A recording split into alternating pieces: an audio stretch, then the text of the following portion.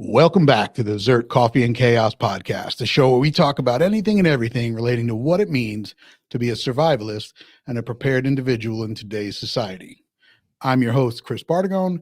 Back on the show with me, as always, my co-host, Jamie Franks. Jamie, welcome back to the show.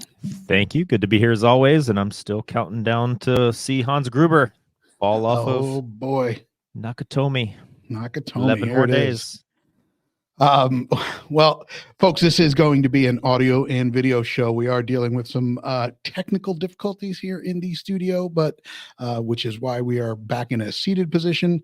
But we are working through that, and we will not make you guys suffer and not see our faces.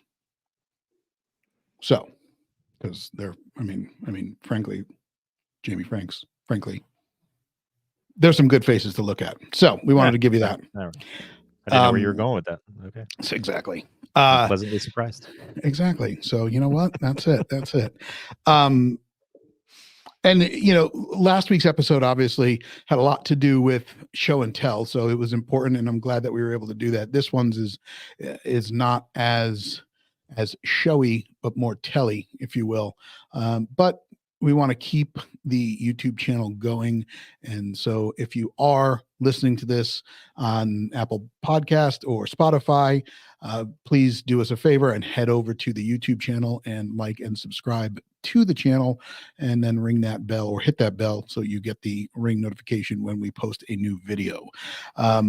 As far as sponsors, we are not really doing anything sponsor-wise just yet, but we do have some companies that we are working with, and we will always let you know what those are as we roll out the last couple of weeks of 2023 here, close it out strong, and we have some exciting things happening in 2024.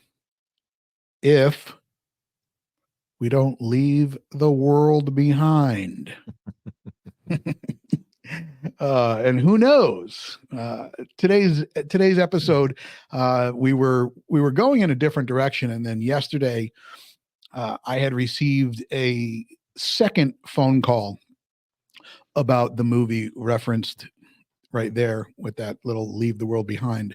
Apparently, there is a new movie out on Netflix called "Leave the World Behind." It stars Julia Roberts, and I'm going to just butcher his name, so we'll just go with Ethan Hawke, and a couple other people. Marshala Ali or something. I don't know. The guy who's supposed to play the new Blade. Yeah, that's it. Who's supposed to play the new Blade for Marvel. Anyway, it was on there. Yeah. I didn't know that. Yep. So it's been out there on the Google box, on the interwebs. People are talking about it, but what people were talking about are who two of the executive producers on the movie are, and it gained obviously some notice because it was Barack and Michelle Obama. And I spoke to our friend in Arizona today, and his first thing was, what kind of liberal message are they trying to push? And I don't know about you, but there was nothing liberal about it.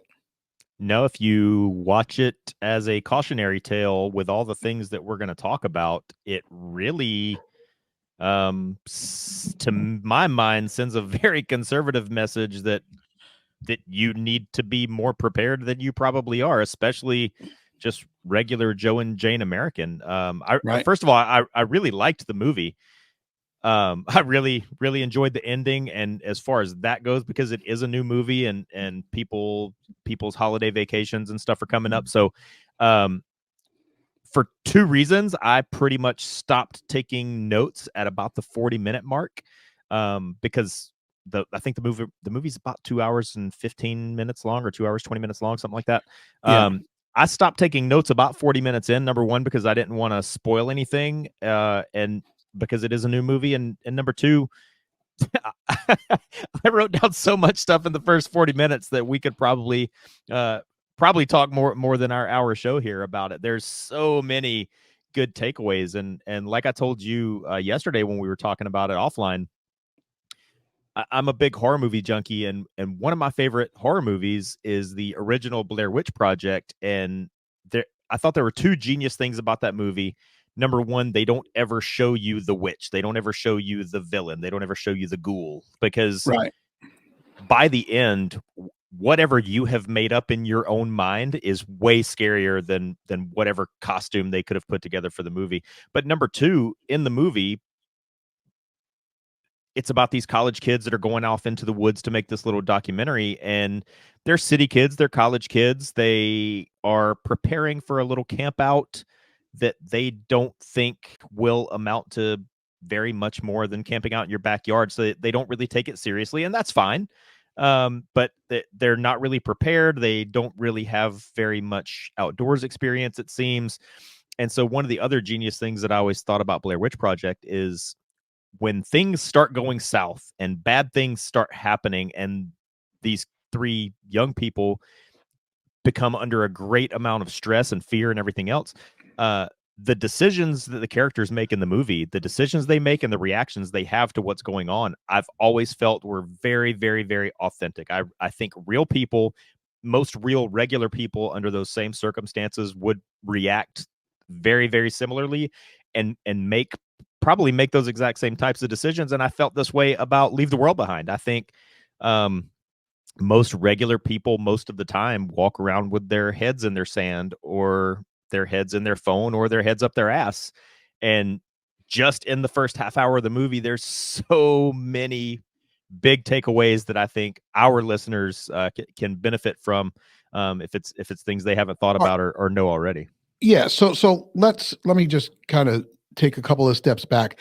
So are should we not really go into the movie because it's so new, or not? I mean, I don't really. Oh, I mean, what we could easily do is like what everyone else does: spoilers ahead. So if you haven't seen the movie and you are listening to this show, and you the first 7 minutes, you realize, well, maybe I want to watch this movie, then stop this podcast and go watch the movie and then come back, because I think there's not really a way to get into this episode without talking a little bit about the movie. So the things I have written down don't really give away much in the way of spoilers or plot points. I wrote down very specific actions that people did or didn't do, and very specific kind of isolated things that I'm going to kind of reference in the abstract. Like, he comes across a stranger on the road. Like, that doesn't give anything away. That's just something that happens in the movie. Okay, So sure. All I'm right, well going to then do let's my get best into not it. to give away any Yeah. spoilers in reference to the plot of the movie, or anything like that. It's just like I said, all I have is very specific things that they mostly did wrong, but I'm going Okay. to speak about it in the abstract. Right, but just to be clear, and just to make that statement again, if you do not want to know anything about this movie and go into it blind, then hit pause here and come back to it after you watch this movie. But we are going to get into it, and I. It's funny. You also said you took notes. The person, one of the people that told me to watch the movie, also said they had a couple of pages of notes. I literally sat down, pulled out my notepad and a pen. I wrote down the title of this show, and then I never went back to that again. Um, I just didn't. I mean, maybe I can absorb that knowledge because it's a movie a little bit better, and I didn't need to go back and take any notes.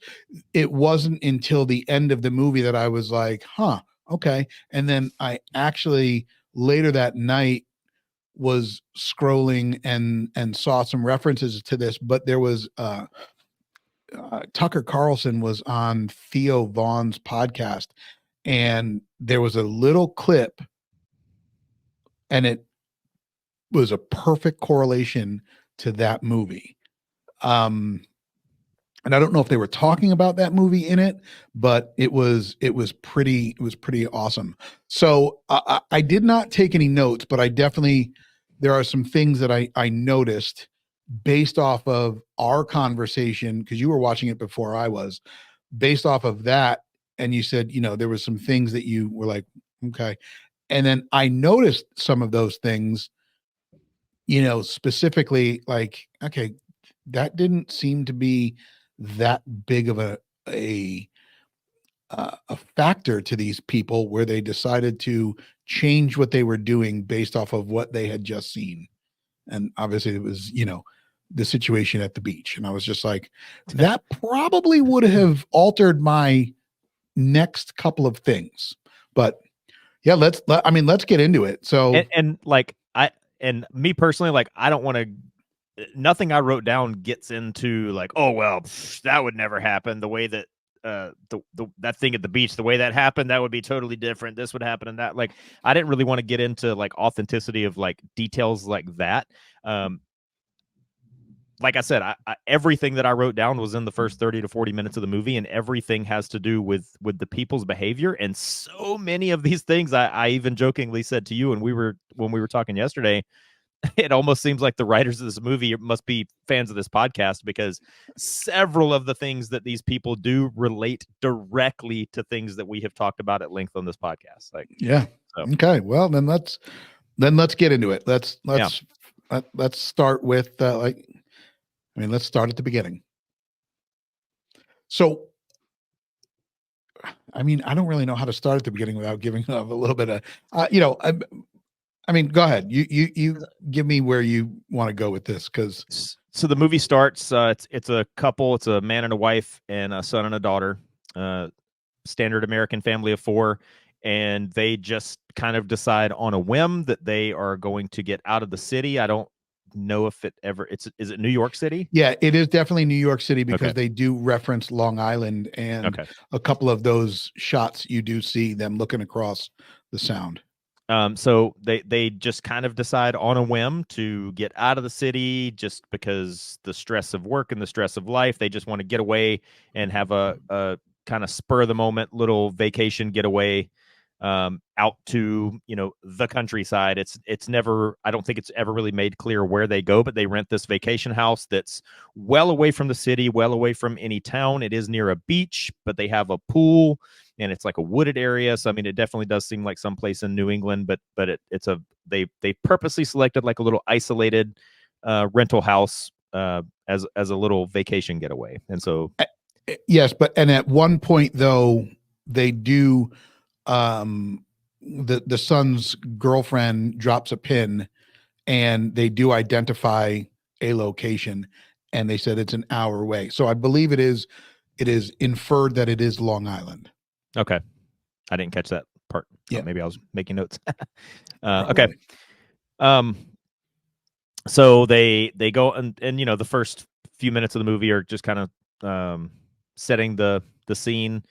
They're on vacation. They're doing regular vacation stuff. They're in this nice house. It is this very nice house, like out in the countryside in a kind of a rural area. No neighbor. It references a couple of times that the nearest neighbors are like a mile away or about a mile away.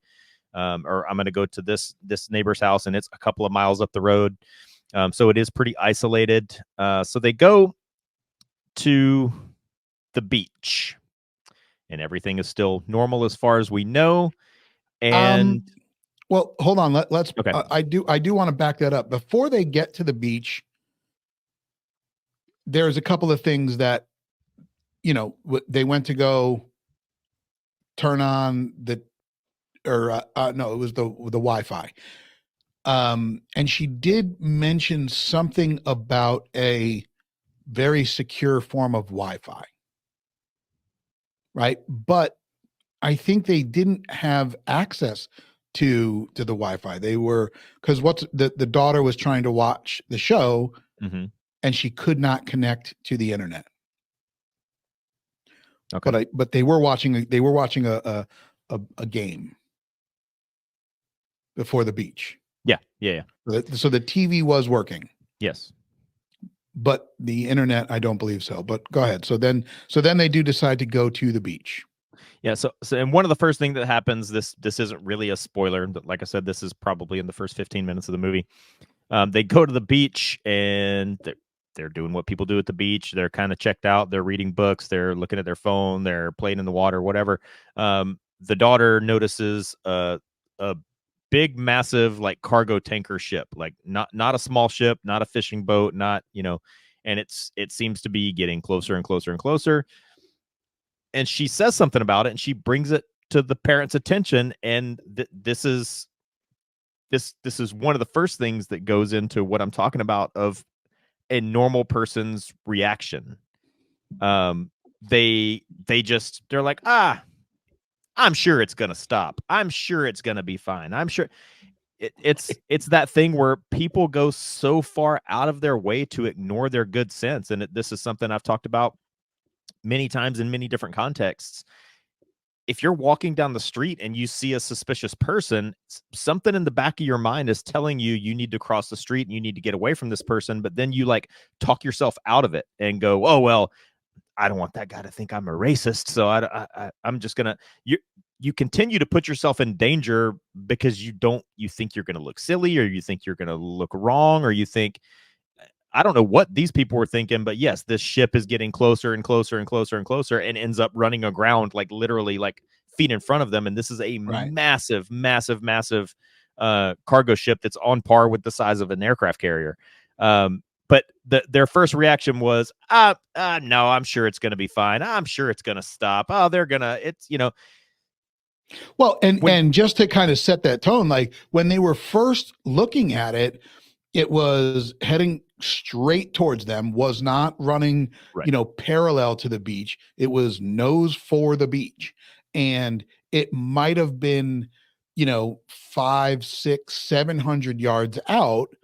And then some time goes by, and now it's like 200 yards out.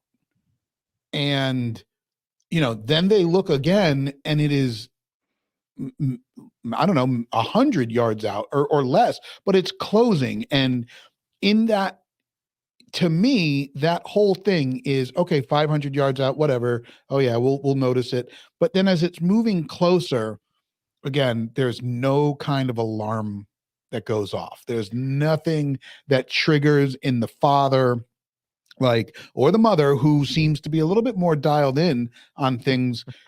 She's like, meh, and then it's not until it's 20 feet from the shore that they're like, okay, let's go.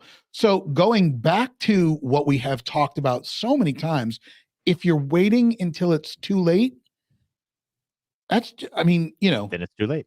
it's too late, right? When when the One of the when the things sand starts coming up, like it's too late. One of the things that I hate most in life, this is just one of my general life pet peeves, is when somebody says, I knew that was going to happen. If you knew that was going to happen, then why didn't you do something about it? My daughter and I decorated our Christmas tree the other day, and one of the ornaments we hung on the tree, we kind of hung it kind of low.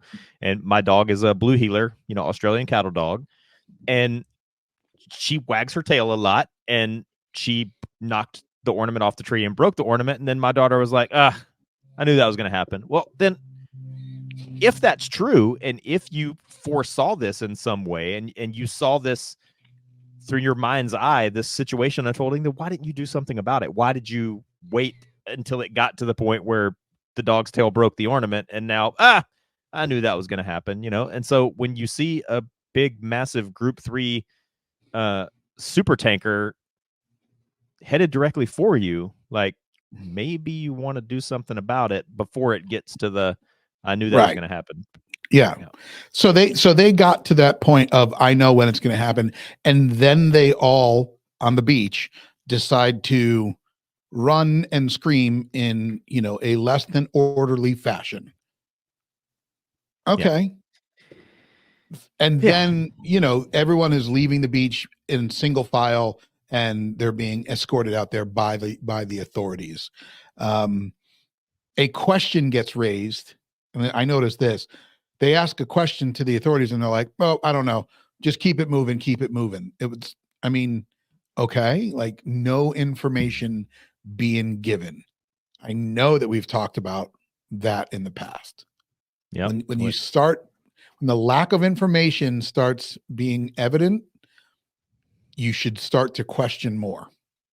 Yeah, when what you're not being told is starting to paint a more vivid picture than what you are being told. I mean, that's again, that's another sign that you need to start taking preemptive action or start thinking about taking preemptive action before it gets to that point where it's too late. And once it's too late, now it's too late.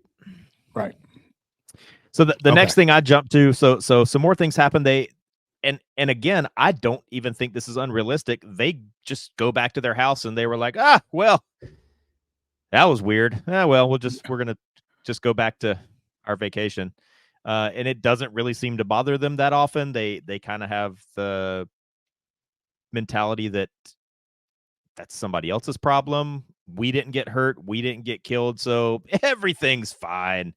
And they go back to burying their heads in the sand. And I think that's probably a fairly authentic reaction. The next thing I skipped to was it's the middle of the night and there's a unexpected knock at the door because they're in a vacation house. They're obviously not expecting guests and they are in a remote area. Now, and just do we know if the TV was out by then? I don't believe we know that yet because the kids had gone to bed. The adults were still up. They were just kind of listening to music and having drinks. So I don't think we know yet that the TV and stuff has gone out because they weren't using it anyway. Yep. All right. So unexpected knock at the door. This is something that happens for many different reasons to people every day. You get an unexpected knock at the door. This is something that when I was at home for Christmas a couple of years ago, I took the time to call a timeout and actually like give a little mini class to my mom on how not to answer the door. And in this movie, they answer the door. Sorry if I sound like a broken record.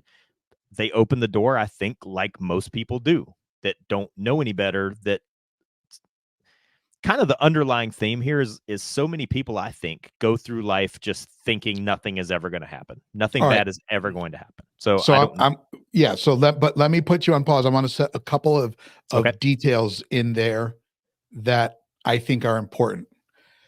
At first, they're hanging around drinking. She hears a noise. He says, "No, I didn't hear it." So she is a little bit more dialed in and aware of what's going on than he is. Then the noise happens again, and it's a knock on the door. And her first thing is get a bat. Right. His is like, I don't have a weapon. I don't have a bat. I'm not prepared. I mean, nothing. Right. So he grabs a statue from the table, but it's like a decorative tree limb thing. Exactly. Yeah. Exactly. So my first thing was, they're both drinking. They're both playing cards or whatever. She is dialed in and she is aware. Here's a noise. Maybe his head goes back in the sand, right? She's on a little bit of an alert because of one thing she saw today. So, you know what I mean? Like, she noticed something wasn't right with that. Now all of a sudden there's a knock at the door. Okay, get a weapon. I don't have a weapon. Okay. Like, what are we doing here? Now, did they pick New York City because of a lack of firearms in the air? Oh, I don't know. But anyway, so those are two details I just wanted to bring up. Okay, go ahead. So knock at the door. So my notes, if I read my little shorthand notes verbatim here, my notes say knock at door, no weapon. This is a good time, like you just brought up, to the importance of an EDC. If I go on a vacation where I have to travel on an airplane, there is a chance that I'm not going to have a firearm or anything with me. But anywhere I go where I'm going by car, I have more than one weapon with me. Not just one. I always have more than one. Okay. So just hold on. I want to elaborate on that, folks. If you are in a state, let's just say if you're in Florida and you have a carry permit, your permit is good for multiple states. I think 36. It is the most, Florida permit has the most reciprocity. I think that the next one is the Utah permit. And I know that there are states that are not Utah that are allowed to give the class for Utah for you to then mail in and get your Utah permit. Look this up. It will give you a lot of states. A lot of states have reciprocity with Utah, and you can get a non-resident Utah permit. You can get a non-resident Florida permit. So understand where your permit is good for, and that will help you make the decision on whether you can be armed while you are on vacation. And as I think you were just saying, even if you don't are not armed with a firearm, you might be able to be armed with something else.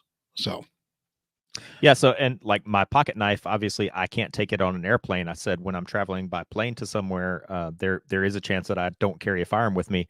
But as far as I know, I can always put my pocket knife in my checked baggage. I can't have it on the airplane, but I can still have it with me on the trip, as well as like everything else that's part of my EDC that's not a firearm. So now he goes to answer the door. And most people, again, sorry again for sounding like a broken record, but most people, most of the time, when there's a knock at the door, they make one of three, if not a combination of all three common mistakes. Common mistake number one is what this guy does. He just opens the door wide open, opens the door fully open door, and he's just standing there. If that is somebody that means to do you harm, they're just going to rush you. They're going to come right in, and now they've got you. Common mistake number two that you also shouldn't do. You just crack the door. So the door is unlocked and now open, but you open it just a crack and you peek through it. If I want to force my way into your house, this is what I hope you do. Because as soon as you crack that door and you peek through the crack at me, I'm going to kick that door like this is Sparta. And the door is going to hit you right here. Right. And then I'm going to rush in and you're going to already be capacitated. Oh, sorry. You're already going to be incapacitated and probably bleeding. And then again, I'm going to have you. And then the other thing that's kind of a variation of that is people put way too much trust in those stupid little chain locks. Those chain locks will stop nothing. Probably, if you probably put it to the test, an 8 or 9-year-old kid can bust through that little chain lock. And then the little latch over ones that are on a hotel room door, those are basically the same. You can get versions of those that do work, but probably the normal one they sell at Home Depot does not. And you have to get the ones that are like actually made out of hardened steel, and they have like 3-inch long screws that you screw into your studs and all that kind of stuff. But even still, I wouldn't trust them. So just to point out, the most correct thing to do if you get an unexpected knock at the door is just communicate with the person on the other side of the door through the door. Don't open it, don't unlock it, don't crack it, don't use the little chain. Leave the door securely locked and fully closed and communicate through the door. If it's a person that says that they're a delivery man, say, yeah, you can just leave it. Just leave the package. Right. And wait for them to walk away or watch them get in their vehicle and go away. Make sure they're not just hiding off to the side. If they say it needs a signature, ask for a little more information before you open the door. But if you go ahead. Well, there's another option too. I mean, you can communicate through the door if the door has windows, or if the door is surrounded by windows, or there is a window next to it. You can visually verify what's happening outside as well. Peek through the door. I mean, if there is a keyhole or whatever those are called, but like in the hotel room where there's the peephole, you can use those. I mean, obviously, it depends on where you're at. In this situation, they were at a vacation home, but I didn't check to see if there were windows on both sides. And so a common tactic is, so hey, yeah, UPS, need you to open the door. I got this package for you. Yeah, you can leave it. Oh, it needs a signature. And they might say, what is your name? And you go, my name's Chris. And go, yep, this package is for Chris. I need your signature. Yeah. You need to ask them who the package is addressed to and have them give you the correct answer. All these kind of things.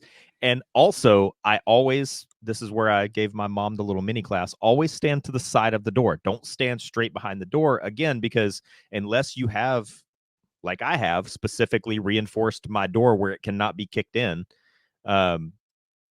most residential doors can very easily be kicked in. Right. So always stand off to the side of the door. Don't ever crack the door. Don't open the door. Speak through the door if you need to. Anyway, this guy goes and just opens the door wide open Right. with no weapon and really no plan. And then he finds a man who says that he's the owner of the house, and he does have a little bit of verifiable information that he offers. My name is this, and I'm the person that we corresponded through email. My name is GH, but he says in the email I signed my email as George Well, whatever. yeah. So he keeps saying his name, and just to set it a little bit more, he is very well dressed. I mean, dressed in a tuxedo, and the person with them is dressed in a dress. He keeps saying his last name in GH, and the wife is just blank stare, not really picking up on it. The person with the guy says, no, you sign your name. You sign your emails with just your name.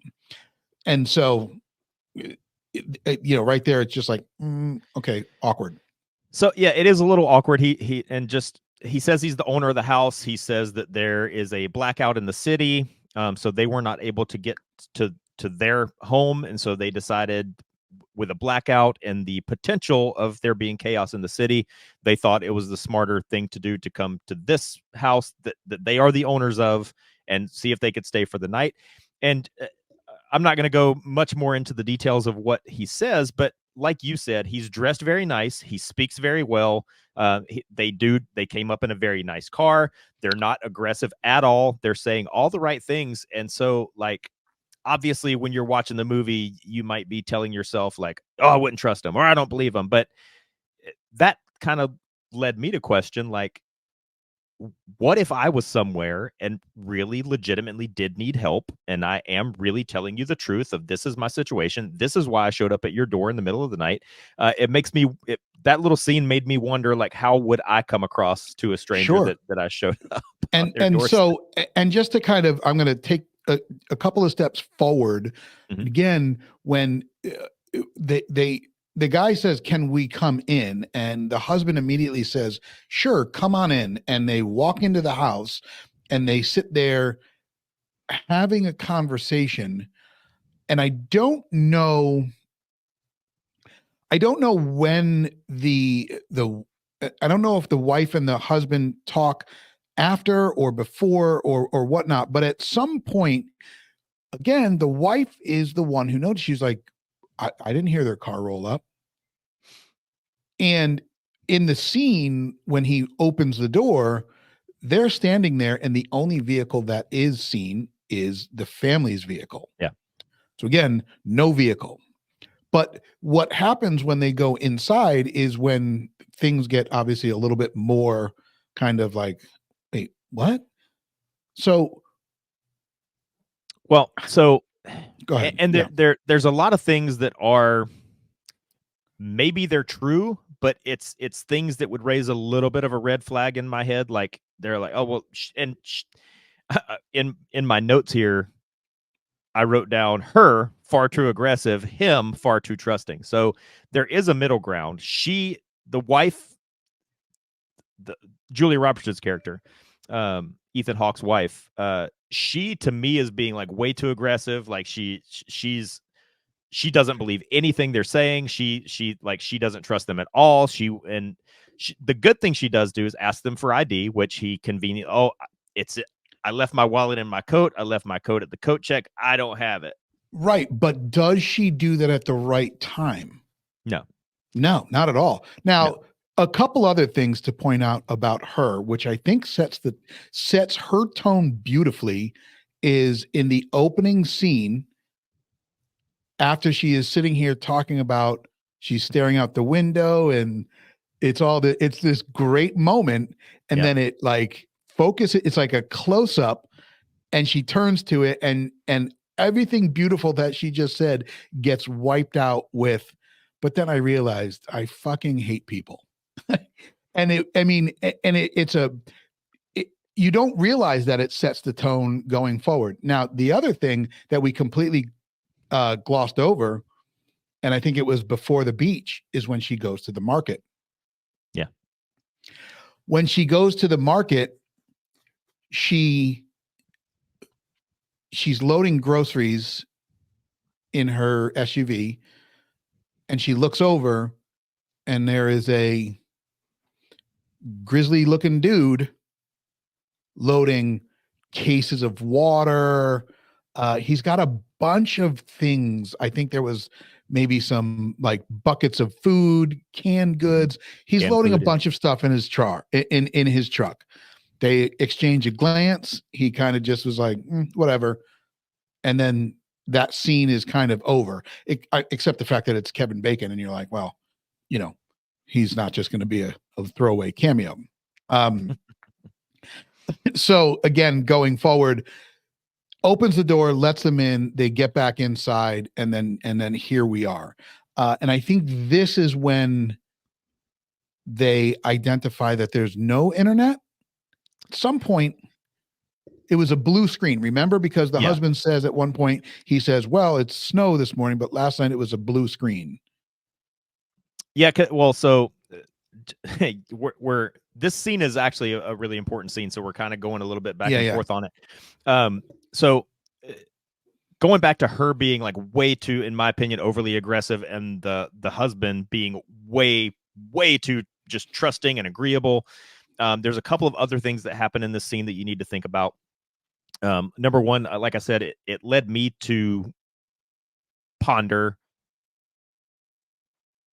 if I was on the up and up and I really did need help, and I really was in an area where I didn't know anybody, and my only option, I didn't have a phone, and I was out of gas, and whatever, that I'm left with the only option of going to knock on a stranger's door.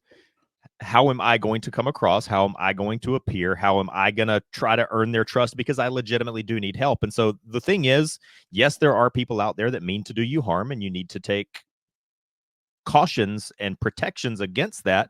But there are people out there that sometimes do need help, and that might just show up at your door and legitimately do need help. So like, I've had people not show up at my door, but I've had strangers approach me out in public and say, hey, my phone battery's dead. I've got this and that going on. Can I use your phone? Yeah. So, like, I'll ask them, what number do you need to dial? And I'll dial the number and put it on speakerphone. But I'm not going to hand somebody my phone. So there are little barriers that you can put in place. But one of the things, like you said, the husband, who is far too trusting, just lets them in. And there's two of them. Right. And they say that they are a father and daughter, but when you let somebody inside, you have now removed all barriers of safety, and you have let these people inside. That's a huge gamble. And then, especially when there's two of them, then they come inside and they leave the two people alone. The two strangers that have just shown up at their door in the middle of the night, they leave them alone, and they go to a separate part of the house to talk. If these two people mean you harm, you have just left them every opening in the world to get the drop on you, to do what, to plan, plot, scheme. Like, they're not even where you can see them. They're not where you can hear them. You have completely left these two strangers alone while you have gone to another part of the house while your children are upstairs asleep. Like, you have completely left yourself basically open to attack at this point.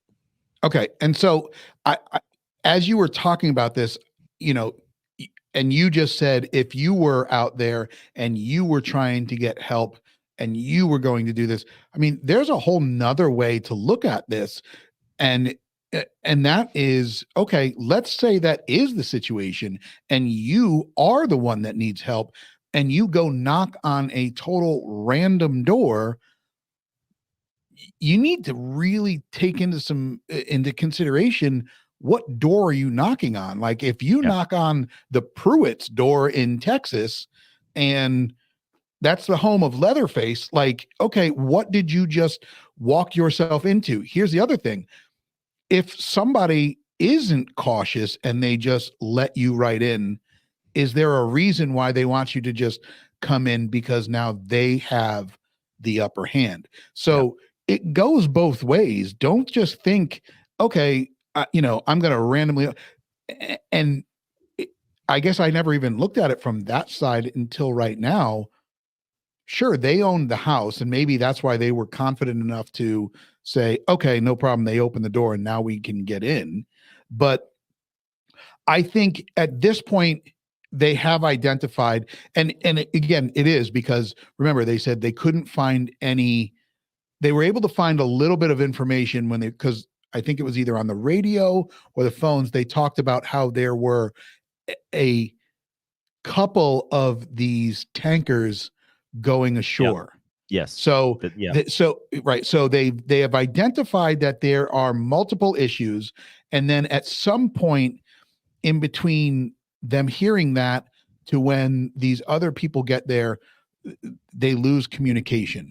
Now, these people do come into the house. They do claim that they live there. They are asking to stay the night, but it's unclear of what's happening. And then there is one thing that they kind of set up in the beginning is there's a liquor cabinet with a lot of high-end liquor that is locked. This guy who claims to be the owner goes to said liquor case with keys in hand, goes to unlock it, and they leave you to believe like you're like, oh, okay. And he fumbles a couple of different keys. Yeah. Right. And then he says, he makes a statement about that. But so they do a good job. I will say that this was a very well done movie. I'm going to go very well say crafted. that. Yeah. Very well crafted. So they said, so they immediately let you think, okay, I can take my guard down because he's got the keys. But then they're like, well, maybe not. Again, finally opens a drawer. There's a very important scene right here, very important piece of note to note, ends up taking the envelope out with cash in it. Again, my mindset the whole time was, yeah, he definitely does not, at this point, I'm like, he definitely does not own this house. He's got the keys from the owner that he locked in a basement somewhere, right? So, again, very well done. But anyway, and at this point, well, and so then, at this point, the husband and wife decide to they go leave to the room. other room, Yeah. leave these people to their devices that we haven't firmly established whether they belong or not, whether they are good or bad, whether they're honest or evil. And while they're in the complete other room, out of sight, out of earshot, out of everything, they come back in, and the man that has appeared at the door goes, "Hey, I made you this drink." And the husband just goes, "Wow, what a thoughtful thing to do. Gulp, gulp, gulp, gulp. Exactly. You made this drink while I was in the other room. I shall drink all of it." Yeah. Don't do that. Right. Don't even do that at a bar. Like if you go to a bar that's in like a sketchy part of town and you ask a bartender to make you a drink, watch him do it. But certainly not a stranger that came into your house in the middle of the night that made you a drink while you're in the other room. Don't drink it. Yeah. But here's the other thing. Okay. I don't want this to come across as the sky is falling type thing. And just based off of what you said right there, people have been going to bars since the beginning of time. Well, since whenever, and having drinks made for them. And there have been situations where things have been put in those drinks. Use your brain, be careful about it. I mean, and just think about that.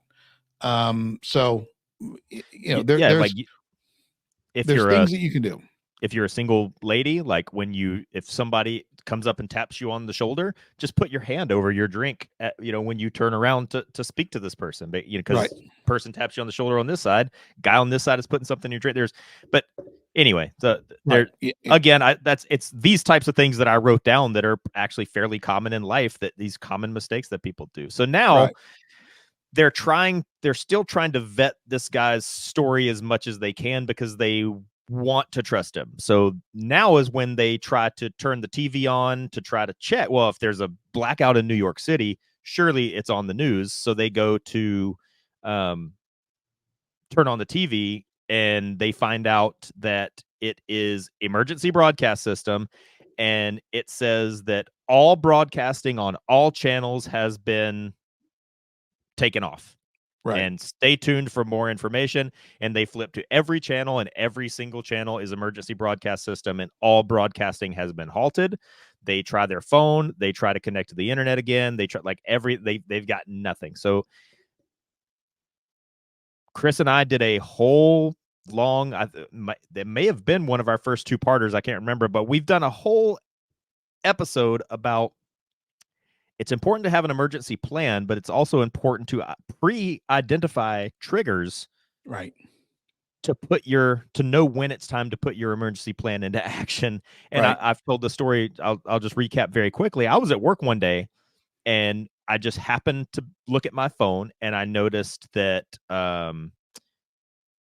they had halted all trading on Wall Street. They had grounded every commercial airline flight. And like, I was like, I'm going home. And Right. to me, like those are two very big triggers that something big is happening on a national level and they want to stop people from moving and they want to stop money from moving. So I'm going home. And guess what?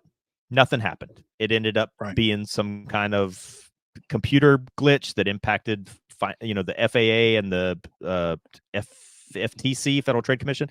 And so they just, as far as we know, nothing happened. And guess what? I was wrong.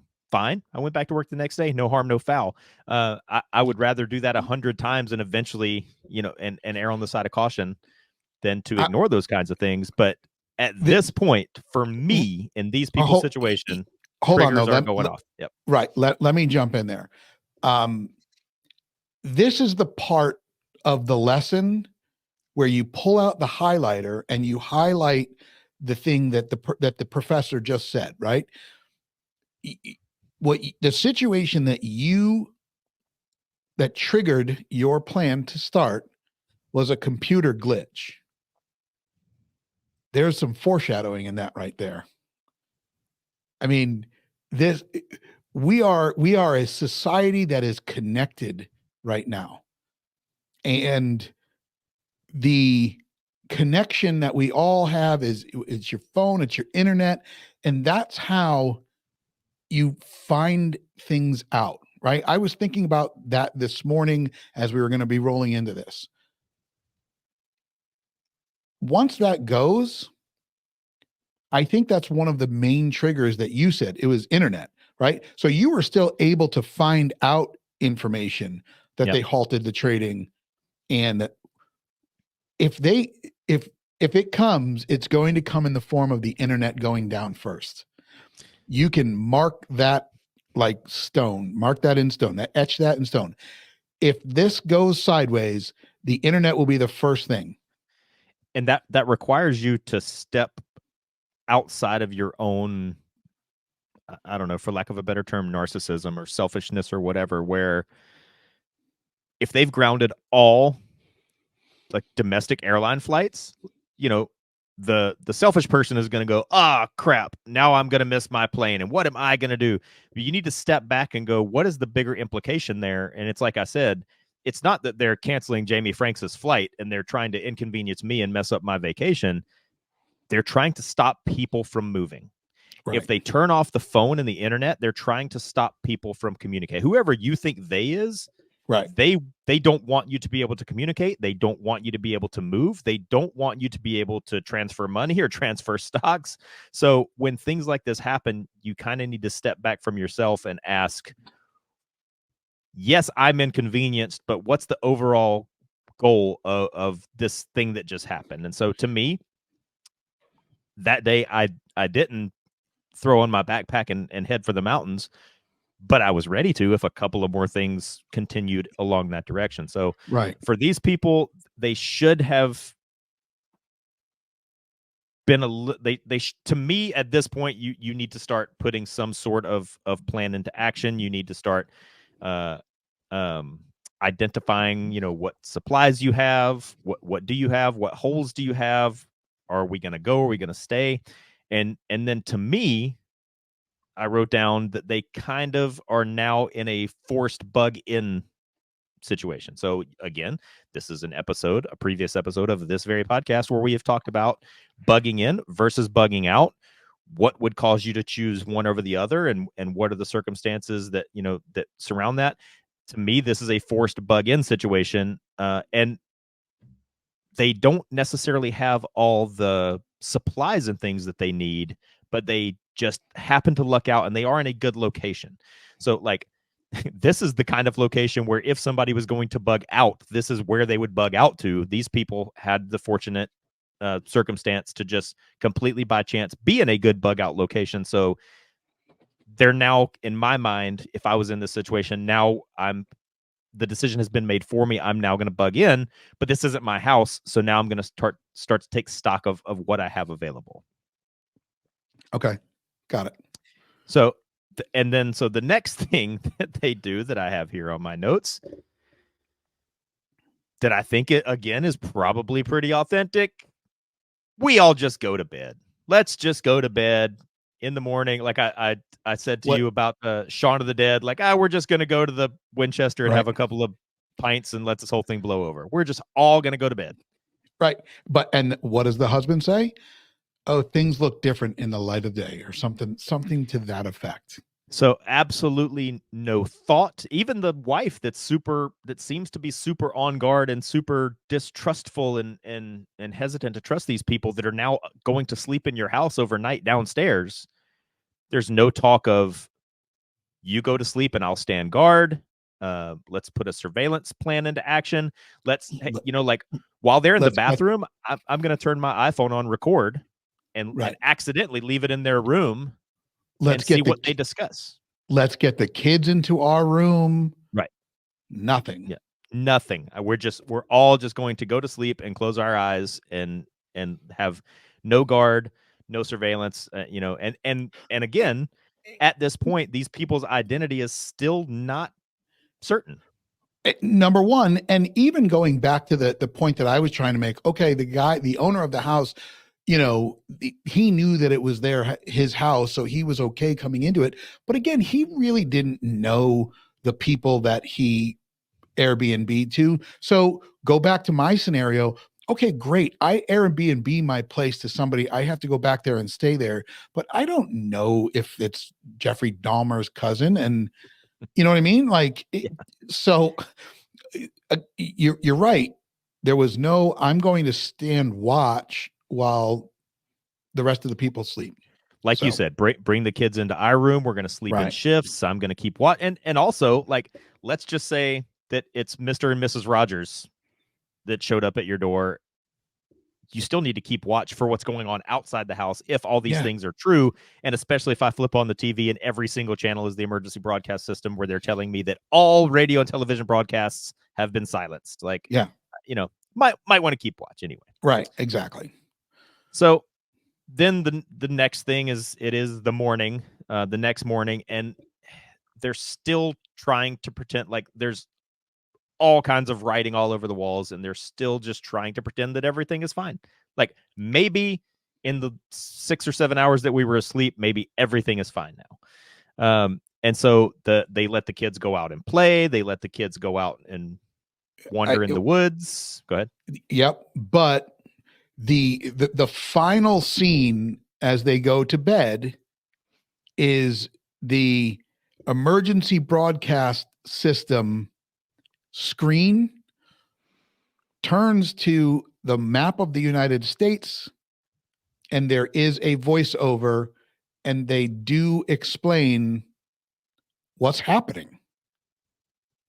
And then it goes completely, then you no longer have anything. And I think the next day they wake up to snow, as they say, the fuzz on the TV. But go ahead. They go on, they go lay out by the pool. Yep, as if nothing is going on. There's a scene. It's kind of, I don't know. It's kind of a weird scene where the son and the daughter is probably, I would say 13. She's probably. You think the daughter's 13? No, they do. They say she's 13 in that scene. In that scene you're about to talk about, when they're by the pool, they're the tablet is there with the Friends episode paused. And the daughter of the guy says, "Your daughter watched that?" And she says, "Yes." And she says, "How old is your daughter?" And she says, "She's 13." But she says something about she's young at heart or something. Oh yeah, good on you. I did not catch that. I figured she was like 10, is what I was going to say, and the son was probably 13 or 14. But no, she's 13, and I believe the son is a little bit older. but they let the kids wander off, and the kids find a whole bunch of stuff. There's some weird encounters with animals. But No, but yeah, so she sees the animals first, yeah, right? in the morning Because from the house. yeah, from the house, she's standing out there, and that's a good. I guess that's something. All of a sudden, there's just probably 100 deer there. Yeah. They don't really go into that. Then a little bit later, they're playing in the pool, and then they go. She wants to go try to find the deer, and she brings the brother with her. And then they explore, and they come across this little cabin. Yeah, and again, like, I'm not going to go too deep into anything, but the animals, the animal encounters that they have, the fact that the kids are just allowed to, like, wander off, Right. the fact that they're still acting like nothing is happening. It's kind of at this point in the movie where all the people are going in kind of different directions, because again, they are still just trying to pretend like nothing's happening and everything's going to be fine, and so the kids are going off and playing, and the husband's going to go out and find a newspaper or something, which I was going to talk about next. Right. And then the and other and husband, yep. is going to go, like, try to go make contact with the neighbors, and so Right. everybody's kind of going off in their own direction, but like and they all find different things that are important to the plot, and the point there is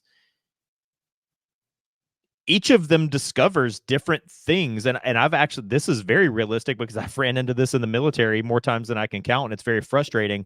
Is different people get little different pieces of information that on their own may be significant, or maybe not, or maybe you can talk yourself out of it and be like, well, that was probably not, that was weird, but it's probably nothing. But if there was absolutely no sharing of information between the people is where I'm going. And where if this person saw this and this person saw that and this person found this thing and this person heard this thing and this person, and if we share that information, all these possibly Right. seeming insignificant little things, we can start to put these things together and build a puzzle that makes a picture. Right. So just to kind of elaborate on that. So the owner of the house goes to the neighbor's house, and um what he finds and what he witnesses with it. And if you put that, like, we're baking a cake here, right? And the cake, the end cake is, get the fuck out. So he's got ingredient one. So what he finds, did what just happened? Did you see that? I did see that. Did maybe the phrase you just said is some little code word that That was triggers wild. What the hell is oh my god, this is with what we're talking about. Oh my god, that was wild. For those of you that are listening and you can't hear that, whatever I just said caused fireworks to literally go off on the podcast here. My hands are in front of me. I do not have an editor or producer. Nobody is touching this, but apparently, maybe if I use the word "get the out," it would do it again. But no, it did not. Anyway, Yeah. so what one person finds is ingredient one. What Ethan Hawke's character witnesses is ingredient two. And then they all experience the same auditory situation. That right there is the final ingredient. With, by the way, the little other spices that are thrown in are the lack of ability to communicate, because now nobody's cell phone is working, the internet is down, they have no TV access, and then owner of the house ingredient, Ethan Hawke ingredient, and then the auditory thing. All of that combined should bake a big giant cake of, it is time to put plan in place, go bug in, bug out, whatever that case may be.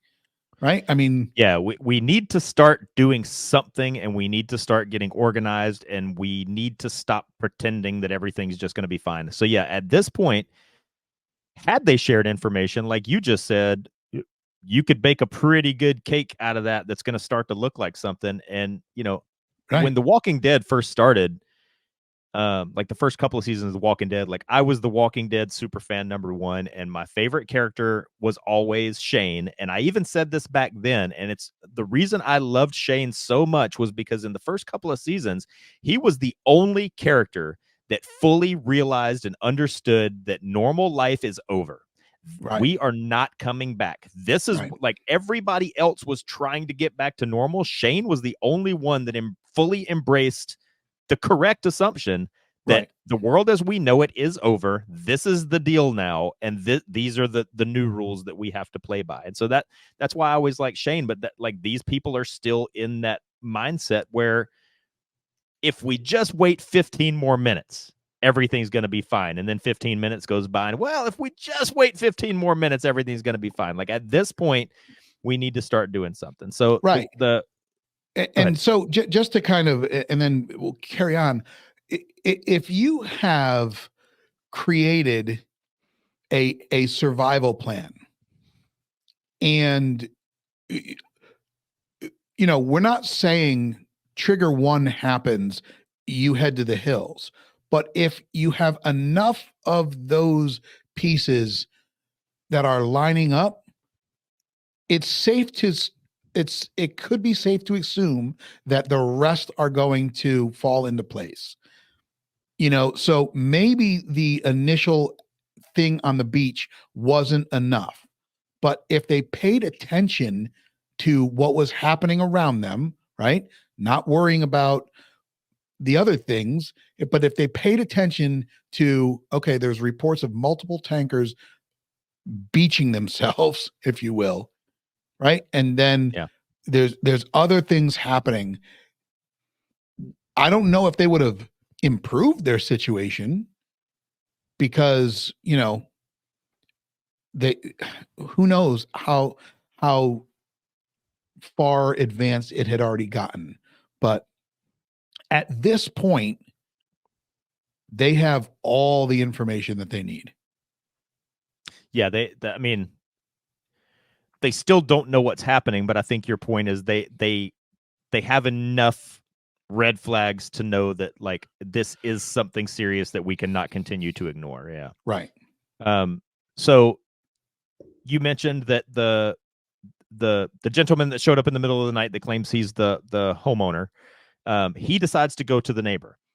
I'm okay with that because we don't have communication, but we do need to create little touch points in a situation like this. So if I'm Sure. going to go to the neighbor and try to touch base with the neighbor, that should look like I'm going to go to the neighbor. I'll be back in 30 minutes. If I'm not back in 30 minutes, you know, come look for me, trigger plan B, whatever it is, but it needs to be, I'm going to go to the neighbors and I will be back and I'm going to come back in 30 minutes. And if you're the person that's going, you do need to come back in 30 minutes and go, hey, this is what I found. I'm going to go back and then I'll be back again in 30 minutes. Or hey, I found Steve and Betty, you're fine.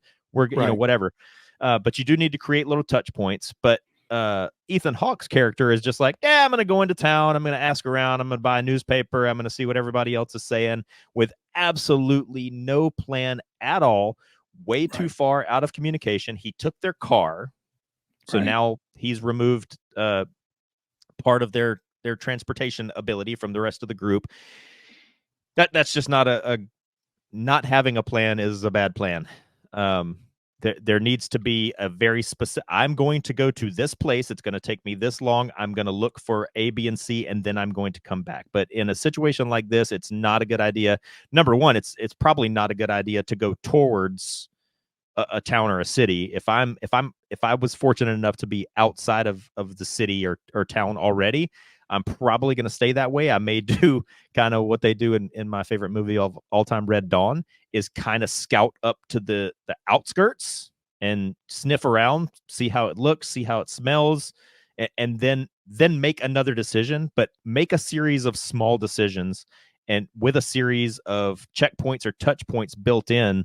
Don't just him just being like, I'm gonna go to town, see what I find. That's not a good plan. Right. I'll just leave Right. that there. But then on the road, I kind of wanted to get your opinion on this. He encounters a stranger on the road. She is by herself. She is very much in a panic. She's very afraid of something.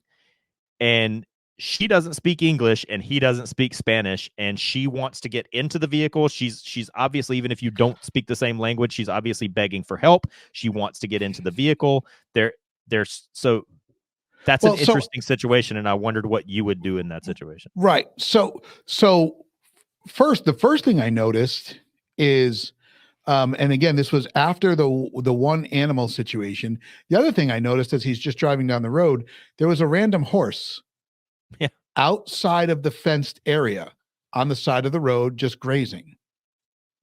So that was the first thing that I kind of noticed.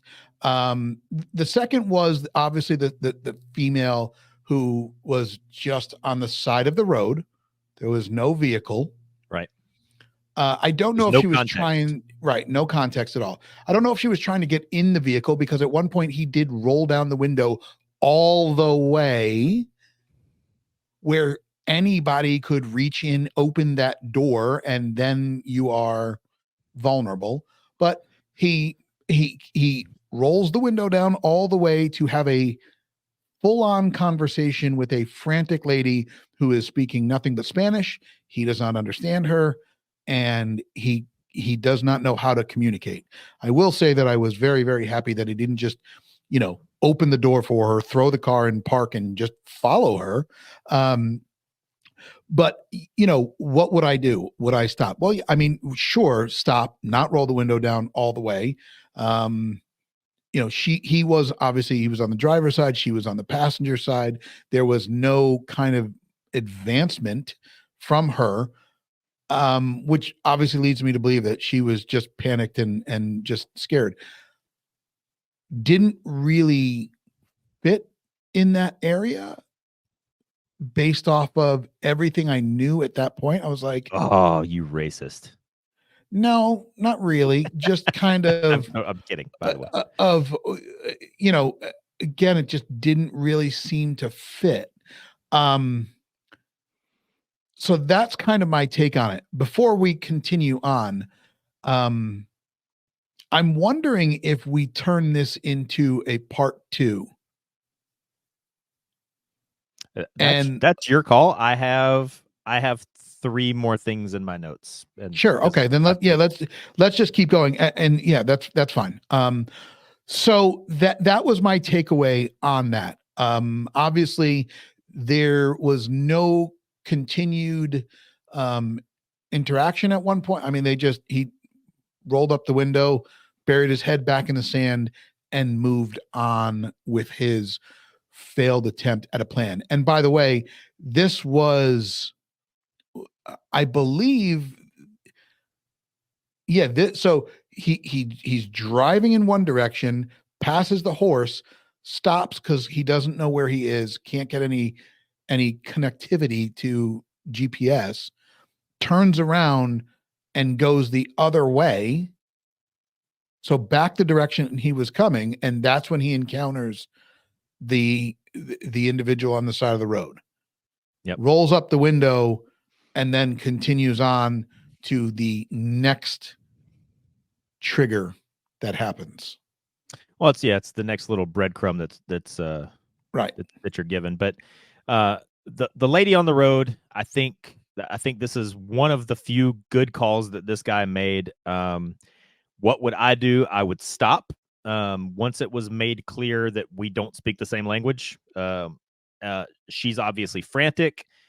It's kind of unclear. I guess you make a fair point. It kind of was unclear. Does she want inside the car, or does she want him to get outside the car to help her with something? But it's not like Right. there's not a crashed car beside the road. There's Nothing. not another person that she's with. There's no context. There's not like a house in the distance that she's Right.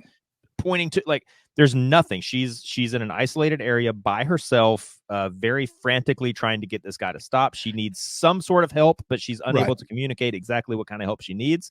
In that situation, would I stop? Yes, I would. I would attempt to create distance. I'll stop and I'll hear what you have to say, but I need you to back up. I would not roll down the window, would probably not let her into the car, and then I wouldn't feel good about it, but I would at this point, if I'm in this dude's place, I've got way too many problems of my own and way too many Exactly. people that I'm already responsible for. I'm not going to let this lady lead me away from my car that somebody else could steal, or Right. let her get me out of my car and there's a hijacker hiding in the ditch on the other side, Yeah. or let her draw me into some situation where that I can't do anything about anyway. I do think it's sad to say, but in that situation, I would have also elected to not Move get on. involved with that lady. Yeah. Now, what I will say, I'm going to do this because I will watch this movie again. If if if you've gone this far and you are going to watch the movie afterwards, or if you are going to go back and watch it again, um, I would be curious to run a translator while she's speaking, because what is Oh obviously yeah, they do not show you any yeah. That's subtitles. a good idea. They do not show you any subtitles. Okay. So unless you speak and understand Spanish fluently, and if you're out there and you watch this and you can explain it, great. If not, run a translate app on your phone, whether it's the Google, I think Apple now has one, but run it during this scene and see if maybe what she's saying, maybe there's some kind of clue there. So I'm almost a little sheepish to admit this.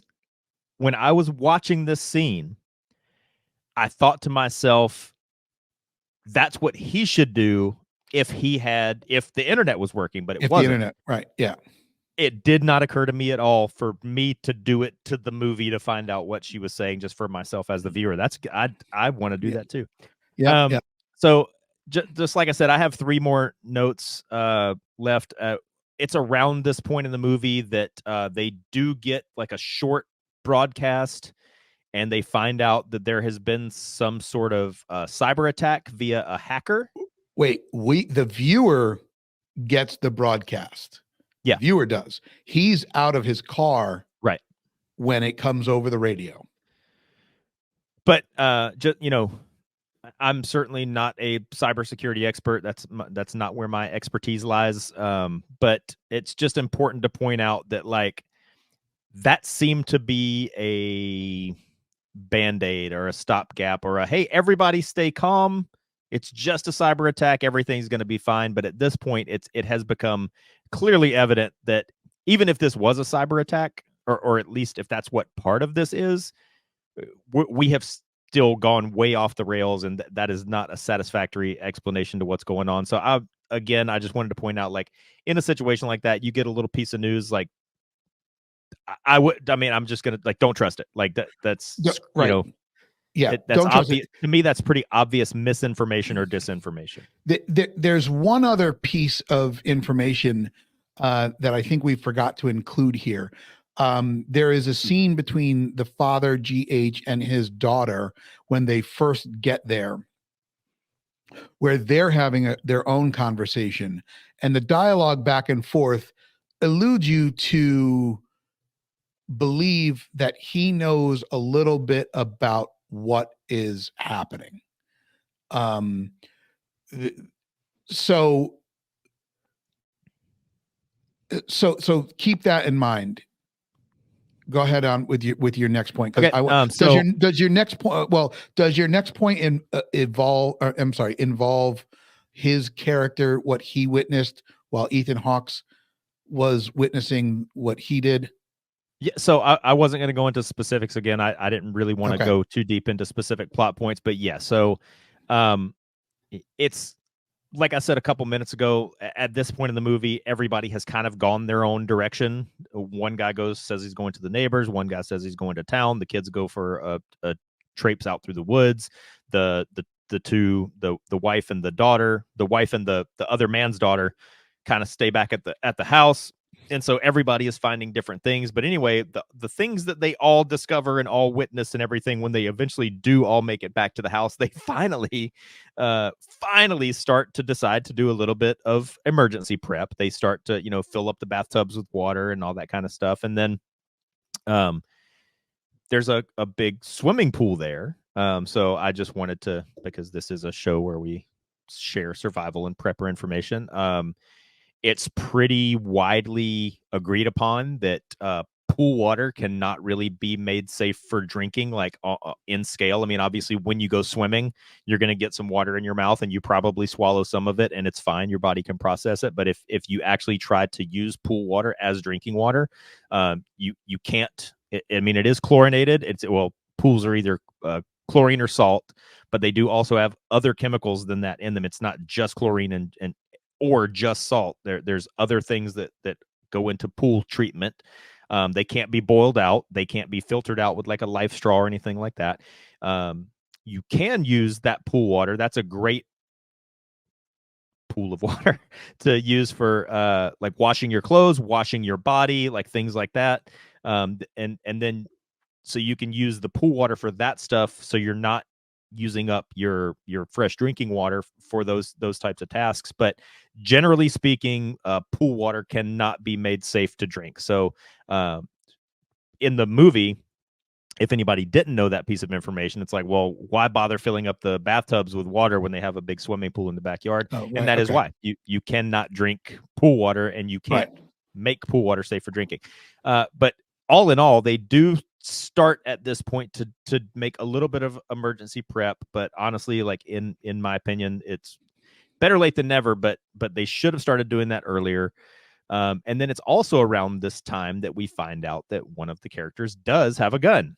And then so that kind of led me back to earlier when he showed up at the door. Sorry, I just let that out. Who has the gun? But there's a gun in the car, so he elected not to bring that with him up to the door. I think You mean in the beginning? Yeah, No, no, because no. So right. So remember when he unlocks the liquor cabinet and he opens the drawer, that's where the gun is. The gun is next to, yeah. I So missed he that. did, I thought it was in the yeah, car the whole time. no, he did not have the firearm in the beginning. So that point when I was talking about when he goes and he unlocks the keys, or he Yep. unlocks the liquor cabinet because he has the key, the point that I was talking about, which is an important piece, is he opens the drawer and there is a firearm next to thick envelopes of cash, and he Okay. reaches over the firearm to grab the cash.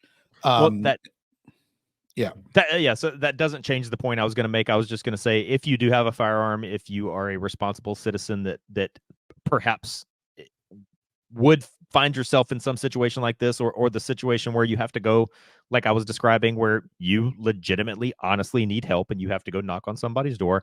I do think it's a good idea that if you have a gun, you keep that information to yourself for as long as possible, because I think, again, for most people, most regular people, most of the time, the presence of a firearm is immediately going to paint you as a villain, even if you have like the most honorable intentions and you have a concealed carry permit and you are responsibly concealed carrying. I thought he left it in the car, and I was going to say I wouldn't have done that.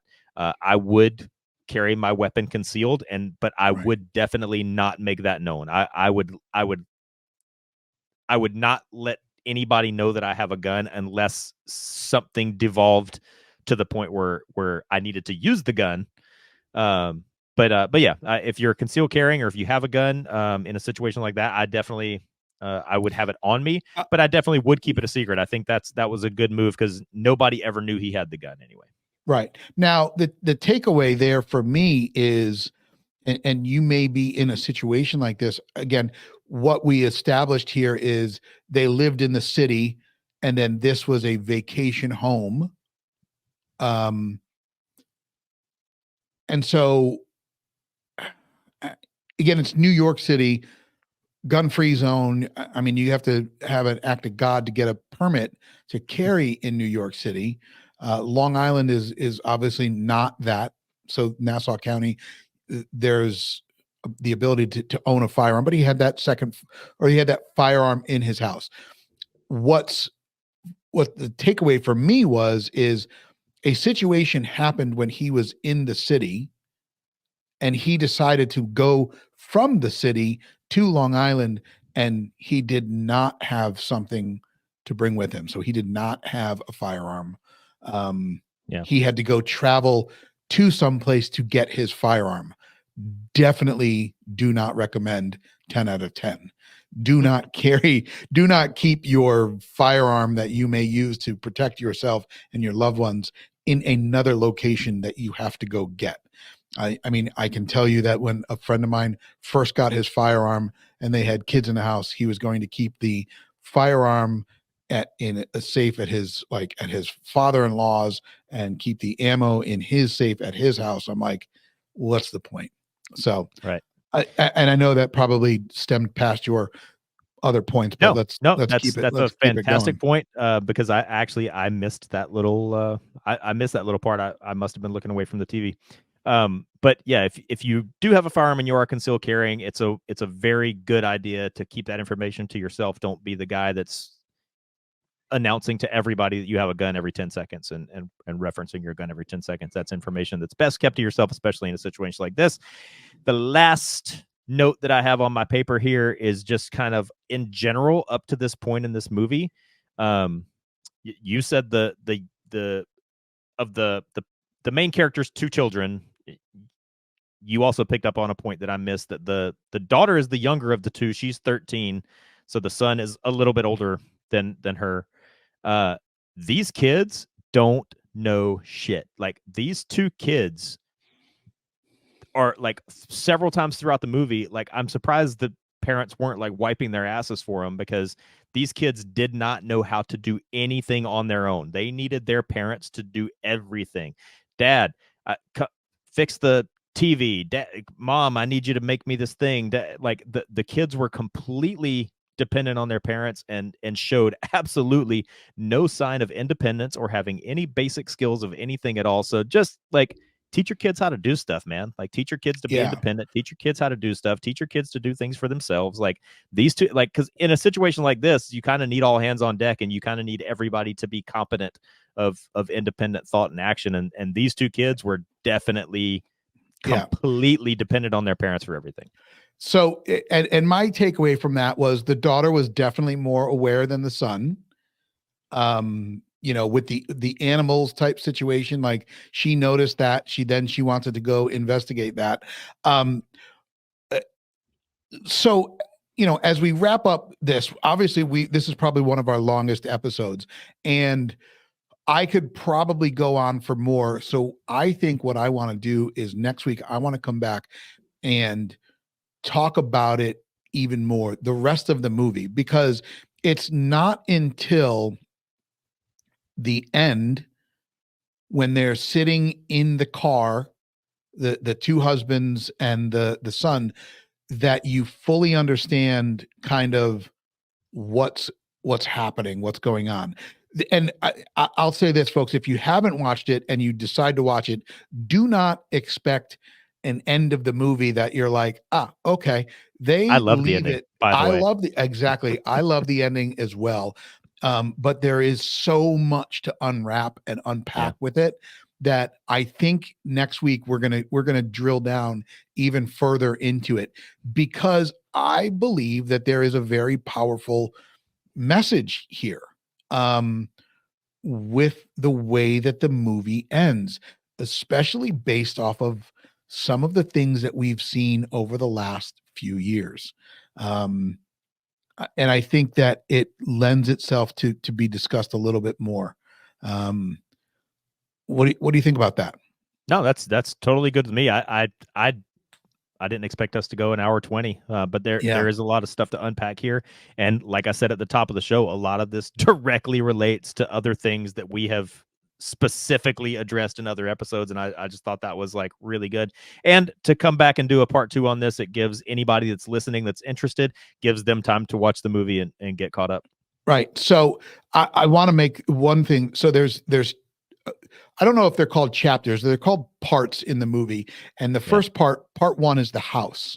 Yeah. And then part 2, I believe, is the curve.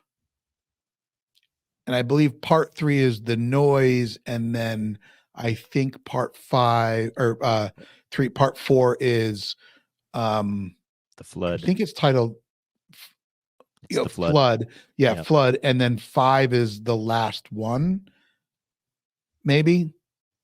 I'll have to double check that. But it's funny, that's the title of the episode of the Friends show that the child is watching, and there's a lot you'll understand a little bit more about that. So I think we're going to end that here. We are, like I said, a little bit long today. I appreciate you guys sticking with us on this one, and we are going to come back next week and we're going to finish this, because at this point I think we're only into part 2, the curve. Yeah. That, So and like I said, no, I that's take that back. exactly what I said. Like, I Yeah. stopped making notes at about 40 minutes into the movie Yeah. because there's so much meat on this bone. So yeah. Yeah. So, all right, folks. Well, until then, you stay safe out there. Keep your head on a swivel, and don't be anybody's resupply. Jamie. That's it, man. It's easy to be hard. It's hard to be smart. Get training. Be smart. Awesome. Till then, we're out.